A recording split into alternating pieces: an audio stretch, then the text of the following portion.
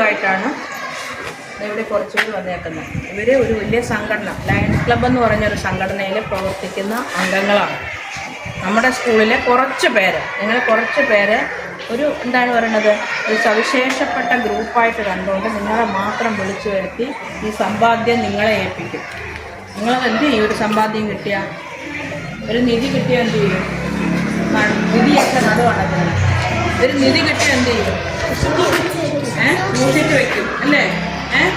സൂക്ഷിച്ച് വീട്ടിനകത്ത് വയ്ക്കാൻ പറ്റുന്നതാണെങ്കിൽ വീട്ടിനകത്ത് വയ്ക്കും, വീട്ടിൻ്റെ പുറത്ത് വയ്ക്കാൻ പറ്റുകയാണെങ്കിൽ ഏറ്റവും സൂക്ഷ്മതയോടുകൂടി അത് കേടായി പോകാതെ, ചീത്തയായി പോകാതെ എങ്ങനെയാണോ സംരക്ഷിക്കേണ്ടത് അതുപോലെ സൂക്ഷിക്കും അല്ലേ?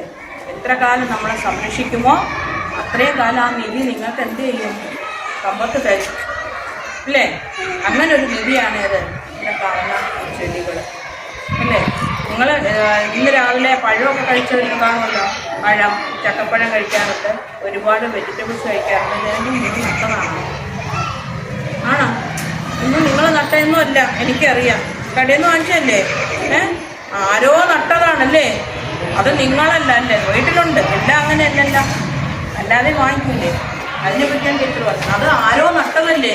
നിങ്ങളിപ്പോൾ വേറെ ആരോ ഒരു ചേട്ടനോ ചേച്ചിയോ മാമനോ ഒക്കെ നട്ടതാണല്ലേ? അതാണ് നമ്മളിപ്പോൾ കഴിക്കുന്നത് അല്ലേ? വലിയ മാങ്ങയൊക്കെ നമുക്കിപ്പം മാവ് നട്ടിട്ട് മാങ്ങ പറിച്ചിട്ട് നമുക്ക് മാങ്ങ തിന്നാൽ മതിയാ? നമുക്കിപ്പോഴും മാമ്പഴം കഴിക്കണം വേണ്ടേ?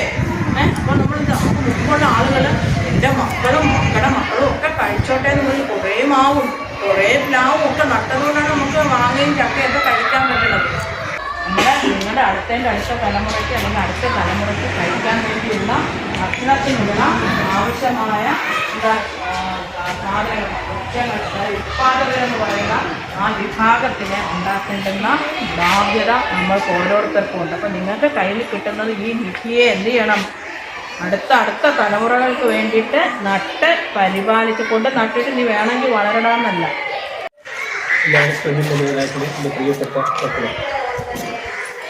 ടീച്ചർ പറഞ്ഞതുപോലെ ഞങ്ങൾ ലയൺസ് ക്ലബിൻ്റെ പ്രവർത്തകരാണ്. ലയൺസ് ക്ലബ്ബിന് കേട്ടിട്ടുണ്ടോ ആരെങ്കിലും? കേട്ടിട്ടില്ല അല്ലേ?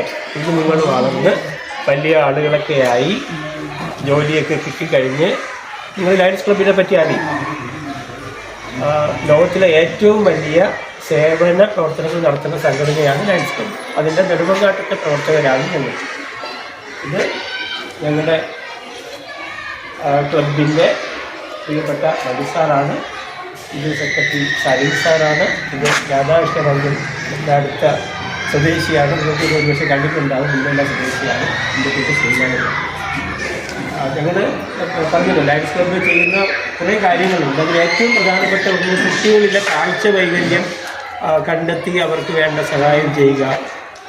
ക്യാൻസർ രോഗം പോലെയുള്ള വലിയ രോഗം ബാധിച്ചവർക്ക് സഹായം എത്തിക്കുക. അങ്ങനെ കുറേ കാര്യങ്ങൾ ചെയ്യുന്നുണ്ട്.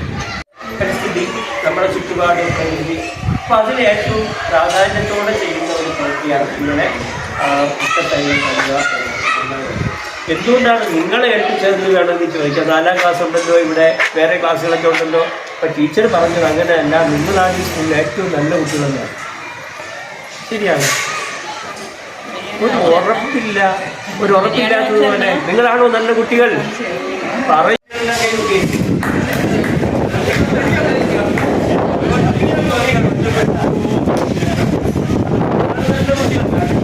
പറയുന്നു നിങ്ങളാണോ നല്ല കുട്ടികളോ? തീർച്ചയായിട്ടും ചിലപ്പോൾ വീട്ടിൽ പറയൂലല്ലേ?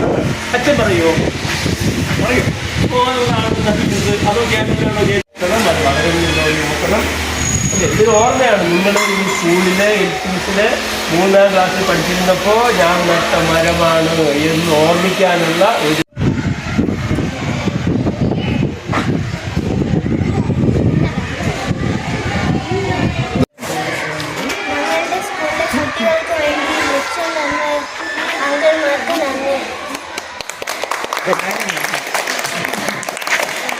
സേഫ്റ്റി